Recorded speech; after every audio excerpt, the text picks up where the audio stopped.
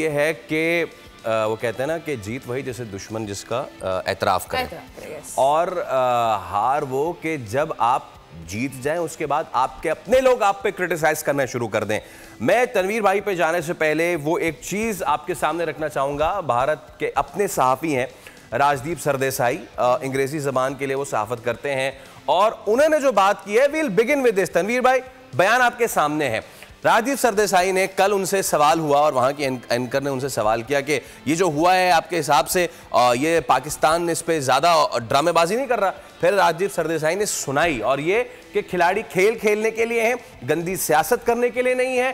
कल को और जो उनके पास से जो बात आई है ना वो बड़ी आई है। पहले मैं अंग्रेजी में उसको रिपीट कर देता हूं और वो ये, और if we can put our English headers as well, ताकि सरहद पार भी लोगों की समझ में आती रहे, क्योंकि उर्दू तो उनकी समझ में आएगी नहीं। राजदीप सरदेसाई ने कहा कि Shaheen Shah Afridi is not responsible, जो कि पहलगाम में हुआ, जिसको हम कहते हैं कि वो ड्रामा है। राजदीप सरदेसाई ने यह कहा कि कल को क्या पाकिस्तान से भी हम फिर यही एक्सपेक्ट करें कि बलूचिस्तान में जो वो हम पे इल्जाम लगाता है दहशतगर्दी का, उसके जिम्मेदार भारतीय हैं।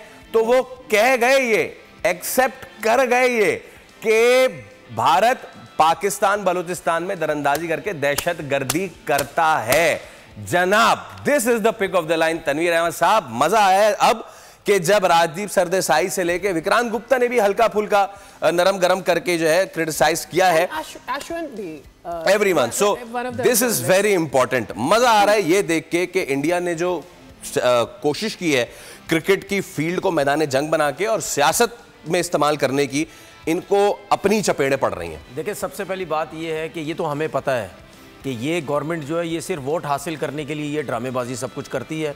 और शुक्र है अल्लाह का कि हमारी बातें ना ठीक होती जा रही हैं। जो हम बार बार बोलते थे ना, इन्हीं को रखो, इन्हीं के लोग इनको गालियां देंगे, इन्हीं के लोग इनको गालियां देंगे, जिस किस्म की हरकतें कर रहे हैं। और आपको याद है मैंने एक चीज़ बोली भी थी, जो जितना मर्जी झूठ बोल लो, पकड़े जाना है तुम लोगों ने जी, ठीक है ना।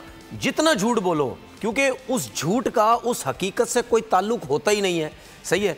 तो ये तो आपने दो बंदों की बात की है। इसके अलावा भी आप क्या कहते हैं, सोशल मीडिया पे चले जाएं, वहाँ पे इनके और जर्नलिस्ट भी हैं, इनके क्रिकेटर्स भी हैं। एक क्रिकेटर है, उसके भी वीडियो मैंने देखी, उसने भी अच्छा डर डर के बोल रहा है वो बेचारा, हंस हंस के बोल रहा है कि अगर हमारी गवर्नमेंट अगर ने भेज भी दिया था तो शायद मुझे ऐसा लगता है मेरी बातों का वो बुरा ना मना जाए। आकाश चोपड़ा की बात कर रहे हैं ना, आकाश चोपड़ा ऐसे आराम आराम से बोल रहा है, क्लियर नजर आता है कि वो घबराया हुआ और उसने सारी बातें बोल दी। ठीक है। तो आप वो क्रिकेटर भी इस तरीके से और भी लोग हैं।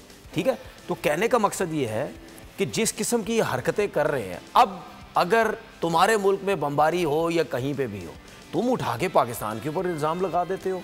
ठीक है। हमारे लोग 50 करोड़ दफ़ा बोला इन्वेस्टिगेशन करो, सब कुछ करो, हम तुम्हारे साथ हैं। लेकिन तुम लोग यही ड्रामा करते हो। बिल्कुल ज़बरदस्त इन्होंने बात बोली कि बलूचिस्तान में अगर कहीं हो या कहीं हो तो पाकिस्तान गवर्नमेंट अगर तुम्हारे पर सीधा सीधा इल्ज़ाम लगा दे, ये इतने मतलब यानी गिर चुके थे। ये तो कबूतर भी मरता तो कहते थे कबूतर भी पाकिस्तान से आया। ठीक है। कोई चीज भी आती थी भाई पाकिस्तान से। अबे भाई क्या हो गया, हमें जासूसी वाली चॉकलेट्स भी हमने तुम इतने खूबसूरत नहीं हो भाई, हैं कि हम तुम लोगों के पीछे पागल होते रहे। हमें पता है तुम लोग क्या हो। ठीक है ना। हमारे पास इतना टाइम नहीं है तुम लोगों के पीछे भागें या इस किस्म की जो है वो हरकतें करें। ये जो इन्होंने कल हरकत की है ना, ये पूरी दुनिया में इनकी बेइज्जती हुई है। इनके अपने लोग सुबह से लेकर शाम तक बेइज्जत इनको करते हैं। ठीक है। वो मीडिया का तो हमें पता है, अपने लोग कंट्रोल करके बिठाए में कि इस गवर्नमेंट को कोई बुरा भला ना बोले। ठीक है। उसके अलावा सोशल मीडिया कौन रोकेगा? सोशल मीडिया पूरा इनके पीछे हाथ धो के पड़ा होगा। तुम लोगों ने बहुत घटिया हरकत। सब्सक्राइब करें और बेल दबाएं ताकि कोई खबर रह न जाए।